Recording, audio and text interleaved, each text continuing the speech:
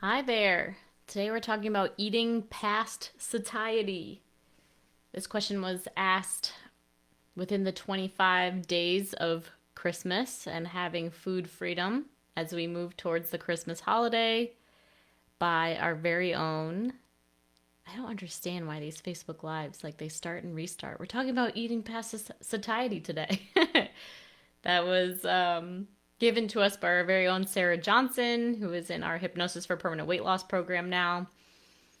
And love this topic. I'm super excited to bring value on it. We are doing 25 days of value during this Christmas season to support you in getting free as we move towards the holidays. And now we're kind of back in it. We can be around family and friends, whether we like it or not. And sugar and candy and holiday food is all around. So eating past satiety is definitely something that we could be headed into. So here we go, talking about eating past satiety. So number one, I get it. I know how frustrating it is when you feel really full after a meal and you knew that you didn't want to feel full. You had every good intention of eating, the right amount and not more than you wanted to eat and all the different kinds of things. And then there you are, and you ate more than you wanted to. And now you're unbuttoning a pant button, or maybe you're even, doing some other things. You could even be purging it out or, doing, you know, starving yourself for the next day or several hours, or you tell yourself that you're gonna do something to make up for the fact that you ate too much, or you're gonna work out and go to the gym for 100 hours for the next week, or you're gonna start another diet tomorrow, right? This is where our head goes when we feel too full. Now, something that I want to address first is the fact that when you feel any kind of discomfort in the body, the mind starts to run. It starts to just go full force into the future, and it starts to feel really panicky.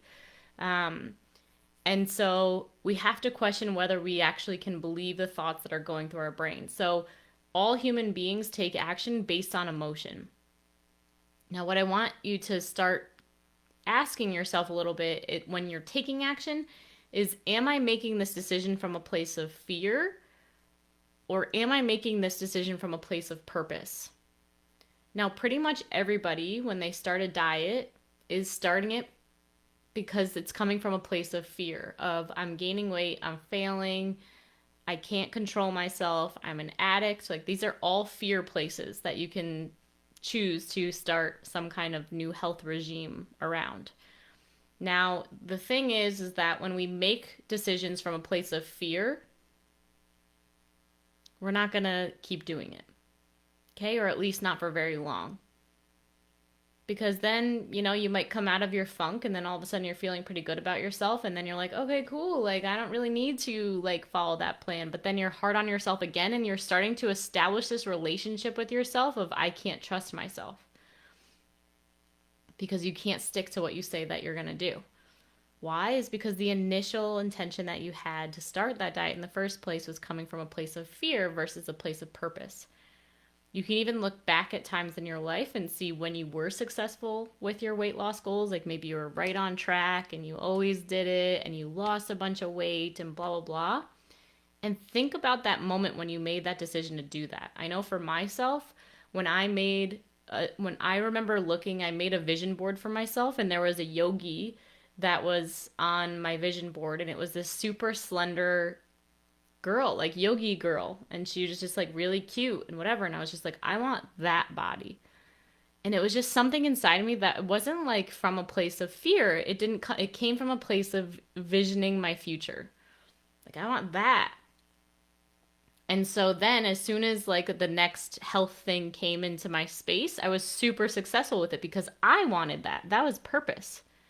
And people would ask me how are you able to stay so successful? And I was unconsciously, it was because it was exactly what I wanted to have. Right? And consider the fact that when you make choices from purpose, then you always get exactly what you want to have, and you have total peace. And sometimes you don't actually want to eat perfectly, or you don't really care that much about losing weight. But you're telling yourself that you do. just because we've been telling ourselves that for years, or that we should, or whatever.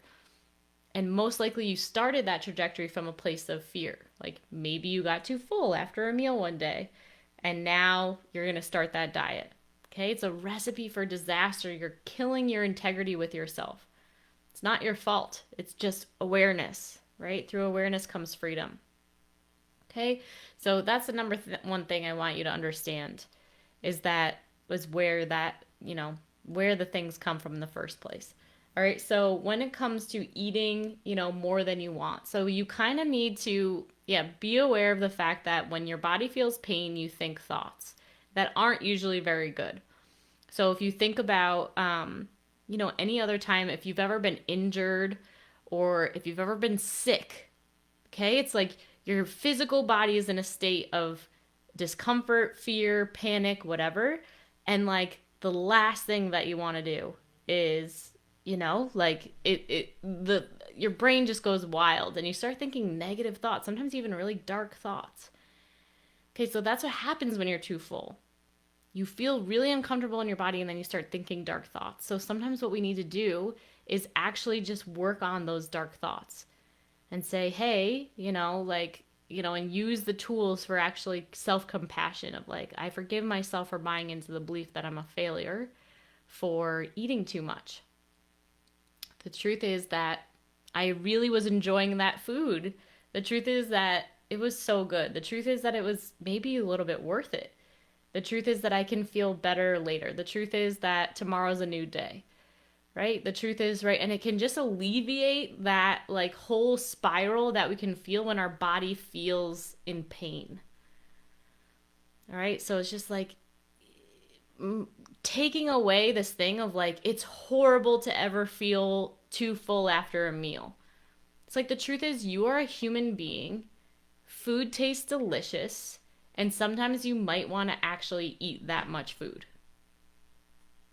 Like it might be actually awesome. Okay? So it's like just practicing that forgiveness and owning the fact that like you're a human being and sometimes you make mistakes and sometimes you go over the top. Now I will say also that if you are on a pathway of recovering out of diet mentality, and if you don't consider a diet mentality like of a black, white, good, bad way of thinking, if you're on a pathway of recovering from that, then it's normal that you're gonna have times when you're eating past satiety as you're beginning to relearn yourself and your body and learn how to trust yourself and your food decisions again and no longer make food wrong and bad. Okay, so for example, when I started, getting away from diet mentality once and for all, which I can say 100% I'm out of it, and 100% I feel complete neutrality about food. Like literally do not care. I don't care. I don't care. I'm neutral about food. I appreciate when food is good. Sometimes like the food is like okay. Like I don't eat something that I really don't want to have. Like I can take or leave dessert just depending on what I'm in the mood for. Right? But it wasn't always that way. And when I first started getting out of it though, I completely destroyed my ability to trust myself and my body and my own decisions. I was making everything sugar, everything flour, everything gluten, everything dairy bad and wrong and awful and horrible. Okay? And so because of that, like I would overdo it. When I take away the labels and I say, hey, you can eat whatever you want, like just enjoy it and trust yourself and whatever, I made tons of mistakes and I definitely ate past satiety. Okay, and I even gained weight. Okay, but I was also in a container of support so that because like I really care about my health and value my health as I know you do because you wouldn't be here if you didn't. And so I felt safe within those parameters. It wasn't like I was like, I'm going to be on my 600-pound life because I'm just going to be like, I don't care. Like it was a responsible way with a specific goal in mind that I was going to be able to stop binging and stop being obsessed with food, body, and weight all the time. Okay, and the pathway to do that is to take away all of the labels of this is bad, this is wrong, you're bad for eating it, it's wrong, it's bad for being too full, like just letting all of that go. That's the reason that this relationship with diet mentality is toxic. It's super toxic. It's so bad. All right? It really is. I mean it. Like, it's for somebody who comes from diet mentality, from such an early age, or you saw mom like not liking her body her whole life or whatever, like it's embedded in your mind, these messages. We got to do the other thing because we've never learned self-compassion. We've never learned how to forgive ourselves. We've never learned how to, like make mistakes and just like not be living our lives like we're perfectionists all the time, because it's just not real and nobody even likes that anyway. So don't do that. Okay, but for me, once I made that decision in a really supportive container to let go of this stuff that was causing me the binges and causing me this like isolation, unhealthy relationship with myself, which affected my other relation, like it was affecting every area of my life, and I made a conscious decision to get out of that. Part of the recovery of that is eating too much for a while. Because you're basically like, your mind is like a little kid, and you've been telling this little kid you can't have anything XYZ ever, right? Like I told myself I couldn't have sugar, I couldn't have flour, I couldn't have gluten, I couldn't have dairy, I couldn't snack, I couldn't do anything that was fun, quote unquote, like nothing for joy for 3 years of my life. And so if you deprive a kid, like you put handcuffs on a kid and say, never again, like when you start to tell the kid, like, oh, you can have it now, guess what the kid's gonna do? They're gonna go nuts for it. They're gonna eat so much of that stuff because it's a rebellion against the past. All right, so if you're eating past satiety and you're on a pathway of letting go of diet mentality constructs, it's normal at first that you're going to be eating too much as you're starting to learn on your own without someone telling you what you have to do, what's the right and wrong way for you that feels good for you to eat or not eat. Okay, so have grace with yourself if you're on that path. Forgive yourself. In our program, we do a lot of belief turnaround work. So every time that I got full, I would pull out my belief turnaround and I would say, because the feeling in my body was, after I was too full, I'm a failure. And so then I started to question that belief. Is it true that I'm a failure? Like, it's like, no, the truth is that I'm on a path of healing and this is what the path happened. And then by the end, it's like the actions I feel inspired to take is to like drink more water and move on, right? It's just mastering being in the present moment. You can't take back what you did in the past. You need to trust that where you are on your path right now is exactly where you're meant to be. And keep your eye on the prize for where you're going. So over time, what happened for me after a while when what will happen to you is my unconscious mind started to actually say, oh my God, she's not going to take this food away again. Scarcity goes away. It's like, oh, she's actually going to let me eat anything I want, anytime I want. Like, she's not going to tell me that I can't have XYZ for the rest of my life again. And it settles down. And then slowly, you're just like, well, now that I know I can have it anytime, and like we all are very fortunate people that like we have access to grocery stores at any time. It's like you literally can get that at any time. And then you're able, because you're no longer frantic in your mind and in scarcity fear thoughts, you're able to actually tune into your body and be like, well, what do I actually feel like right now? And then you start realizing, like, I don't actually even feel like I want pie. Today, it just happened to me today. I had like a thing of Reese's peanut butter cups on the table. And like I had one last night. And I was looking at it and I was hungry and I was about to have one. And then I was like just tuned into my body and I was like, I know that I don't want that. And he's like, well, what feeling am I after? I'm like, oh, I feel like I'm like a little bit sluggish. I want a little energy. So I had a nice coffee with a little bit of almond milk creamer in it. It was perfect. That's what I wanted. I knew if I had the Reese's. It took me a long time to get there, though. So it took me a lot of having to feel full after, like too full after eating for me to get to a point where it's just automatically happening that way. So I don't want to pretend like that is an easy thing to get to, because it wasn't for me at all. Like the pathway of having the amount of freedom I have around food and like being able to make empowered food decisions and never eat past satiety.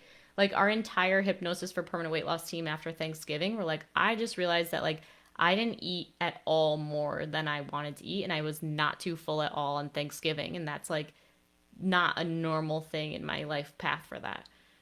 And I was like, yeah, I didn't feel a single tiny bit different on Thanksgiving than I do on normal days. 0% different.